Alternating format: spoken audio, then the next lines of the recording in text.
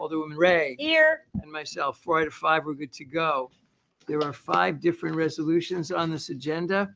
I am told that the clerk is well-versed on all 5 of them. That is true. Is Alex shirking his duties? So we'll let you start explaining and we'll But you're vote assistant corporation accordingly. counsel now too? Yes, I am, sir.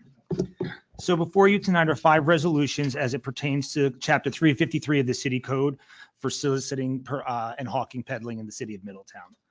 The first one would be the most significant change to code. It is establishing a do not knock registry. Individuals in the city who do not wish to be bothered by door-to-door solicitors will register through our website and will be put on a do not knock registry. They will also be able to, at some point in the very near future, pick up a sticker like this that goes on their front door that will tell solicitors that they are not allowed to knock on that door.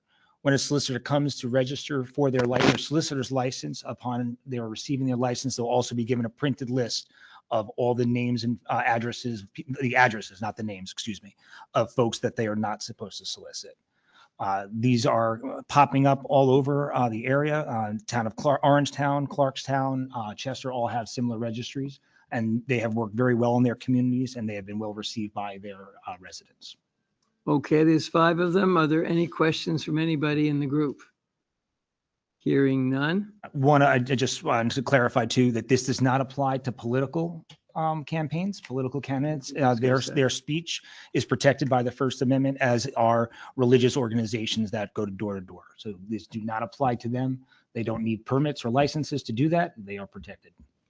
Okay, we'll leave voting to the end of the presentation. Let's go to item 2.2. All right. 2.2 is amending code chapter 353 of the city code regarding license application procedures. Under the current way that we do things, the city code requires us to get a fingerprint background check.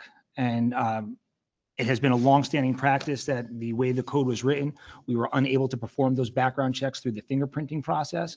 And instead we utilize a background check company called IntelliCorp to run those background checks.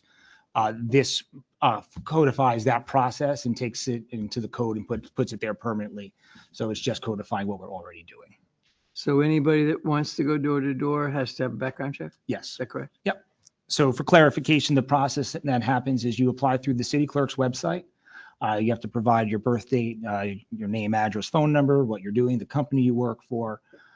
You also, at the current point, also have to provide 2 passport-sized photos. Once we get that, you consent to a background check. You pay your $300 fee. We submit it to the background company, and it comes back clear or not clear. If it's clear, we're able to issue a permit. We currently, at the present time, we are issuing driver's license size ID cards that contain your photo, what you're peddling, what hours you are able to do so, as well as the company you work for. Have you found with these other municipalities that it decreases the number of people you call hawkers and peddlers? Possibly, yes. Okay. All righty. Are there any questions about 2.2? We've clarified. I know Kevin wanted to talk about when you're supposed to stop doing this work. How have we clarified that? Yep. So the 2.3 clarifies the hours of operation. Under the current code, hours of operation are 10 a.m. to 5 p.m. The purpose of the timing was to keep people from peddling and hawking after dark. Obviously, in January and December, those types of months, 5 o'clock is already dark. The rest of the year, June, July, and August, it's later in the afternoon. So this codifies that you can peddle until the hour of sunset. And that language mirrors what's currently in the code for when our city parks close. Okay, so that keeps it before dark. Yeah. Any questions about 2.3? Yes, Kevin. So it's at dark. At sunset, you can't do it anymore. Thank you. Okay. Anybody else want to talk about 2.3? 2.4. 2.4 is the amending chapter 353 to eliminate the photograph requirement. As I mentioned before, right now, when you submit your application, you have to submit two passport-sized photos. And this goes back to the time before we had an electronic ID machine where you'd play arts and crafts and we'd glue your picture to a cardboard cutout and submit it that way. And now we use our ID machine to do it. So there's no need any longer for these folks to go out and get these professional photographs done. Okay. Are there any questions about 2.4? Hearing none. 2.5. 2.5, it raises the licensing fee for out-of-city licensors, applicants. If you live in the city of Middletown, your application fees will not change.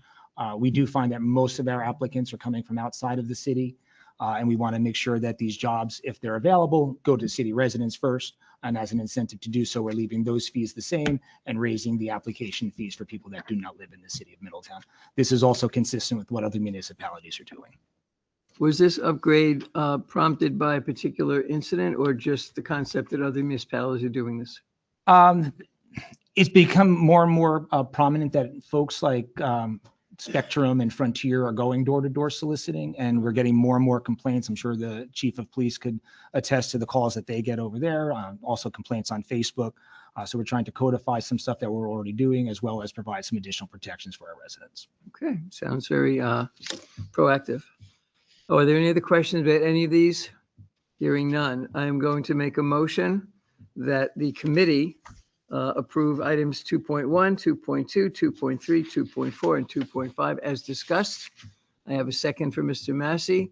Committee members, all in favor? I hear 4 yeas, no nays. We are now passing that on to the council. I'll make a motion to adjourn. Mrs. Ray, Alderwoman Ray, pardonnez-moi, seconds. Would you like to discuss adjournment, or you're good with that? You're good with that. All in favor? Yes. We are adjourned. Back to you.